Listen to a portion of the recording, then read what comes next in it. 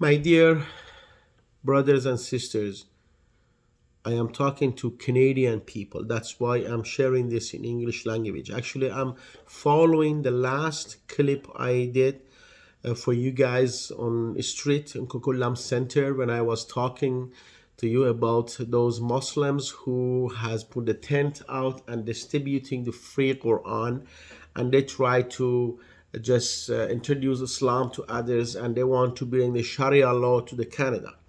A lot of you was giving comments that yes, you are agree with me. We don't want Sharia law in Canada, but to able to stop this, we need to take some action. For example, this morning I was in the meeting with a bunch of other Christian leaders and some also city leaders like city council mayors and other, and I was a little bit disappointed regarding the for example, at the table I was sitting and talking, we have the couple who are presenting themselves as a pastor and leader of the church, and they said we welcome LGBTQ to our community, to our church, and we are okay with that. Well, listen, I am okay with that too. First of all, I just want to say I'm not a political person, but when I have a spiritual view, I cannot deny political activities around me in my city, in my country where I live, okay? So I have my opinion. I just want your opinion, and please let me know what you think.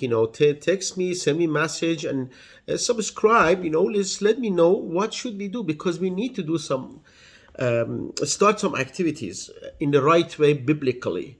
I'm saying that because as a Christian believers, I do love anyone God bring to my doorsteps. Muslim, LGBTQ plus, whoever they are, people, anyone, my neighbor, love my neighbor. So I do love them, but I don't let them lead my family or my country if they are not leading their own life properly. For example, I did have a LGBTQ guy who came from, the person who was gay, who came from Turkey, actually from Iran to Turkey. He was persecuted by the Muslims, and they come to Canada.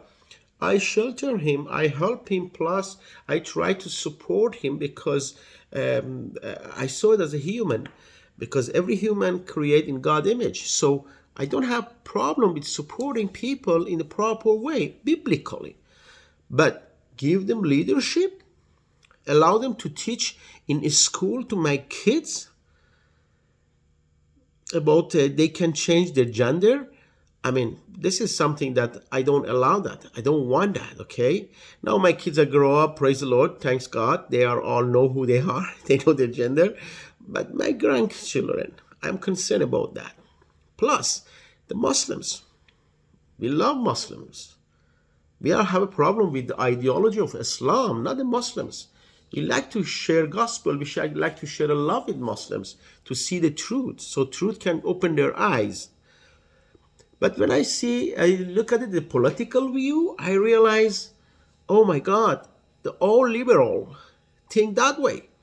Like if you are liberal, you're okay with LGBTQ to come to your school. If you are liberal, you okay the Muslims come and bring the Sharia law. This is freedom. Let them do it.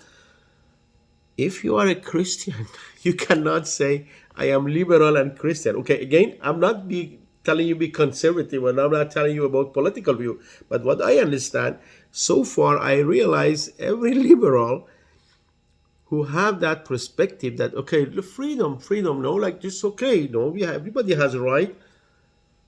We are not talking about not having freedom, but we are talking about stepping out of freedom, which is do whatever you want. It's your body, it's your city, it's your town, it's your whatever you can do. No, no, no, no, no. We don't want to live in the jungle. We have to understand the meaning of the freedom.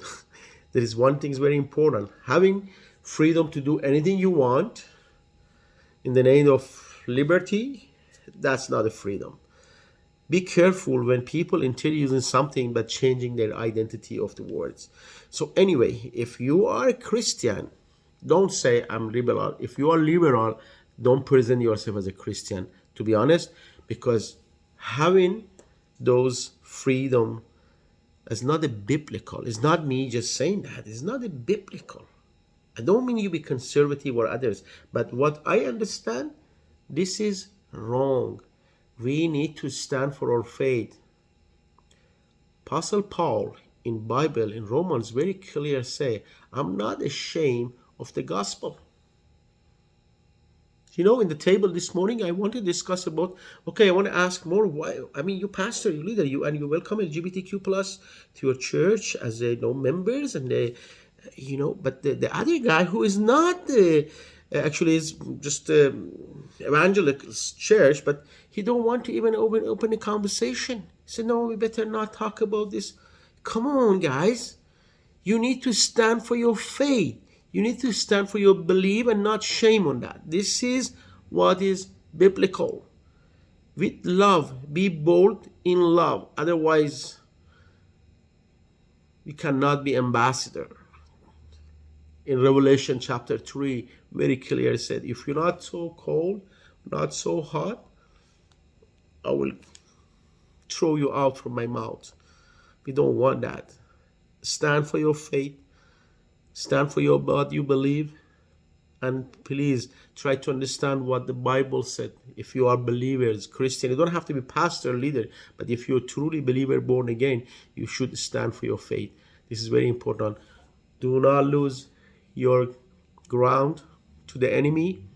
We are Canadian, we're proud of that, and we want to keep Canada great and safe and clean. Amen to that. If you like it, share it and subscribe. Let me know what you think. Bless you.